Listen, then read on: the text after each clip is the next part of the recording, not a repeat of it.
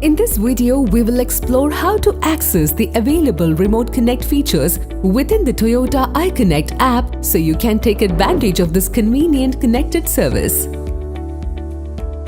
To start using the Toyota iConnect, first go to App Store in iPhone or Google Play Store in Android and search for Toyota iConnect. Next, tap the Toyota iConnect icon to get the app installed on your smartphone. Once installed, tap the Toyota iConnect app icon to start. Tap on Register if you don't have an account and fill the details. You will receive an OTP to your registered mobile number. Enter the OTP to complete the registration process. Once registered, tap Sign In and enter your credentials to access the app. Now, to add your vehicle details, tap on Add Vehicle Details either using vehicle registration number or using VIN number or chassis number.